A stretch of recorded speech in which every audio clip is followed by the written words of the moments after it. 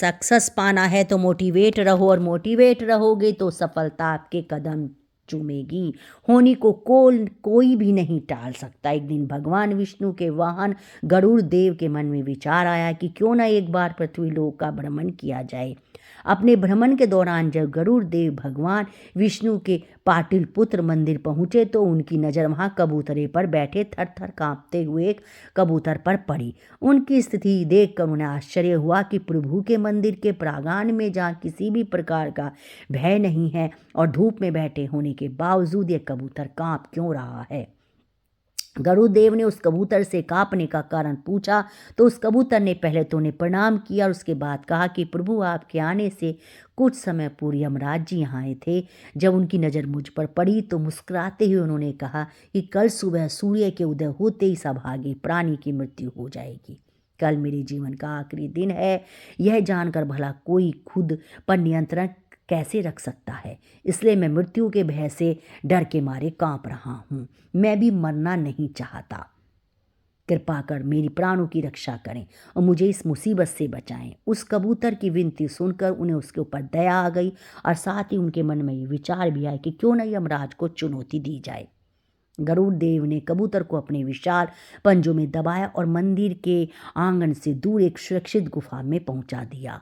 मलयंगंत पर्वत पर स्थित गुफा को सुरक्षित बनाकर गरुड़ देव वहां से उड़ चले। वहां से उन्होंने सीधा यमराज की नगरी यमलोक की ओर उड़ान भरी। कबूतर के प्राणों की रक्षा करने की अपनी सफलता के बारे में यमराज को बताने की उत्सुकता उसके मन में थी। गरुड़ देव यमराज को यह बताना चाह रहे थे कि उन्होंने कबूतर की प्राणों की रक्षा करके उनकी योजना को सफल कर दिया। जब यमराज को पता चला कि गरुड़ देव स्वयं यमलोक पधारे हैं तो उन्होंने उनका उचित आदर सत्कार करके आसन पर बिठाया और यमलोक आने का उद्देश्य पूछा। तब गरुड़ देव ने उन्हें बड़े शान से उन्हें बताया कि आज जिस कबूतर की मृत्यु होने वाली थी उन्होंने उसे बचा लिया है। उसकी बात सुनकर यमराज मुस्कुराए और चित्रगुप्त से उस कबूतर के बारे में पूछा।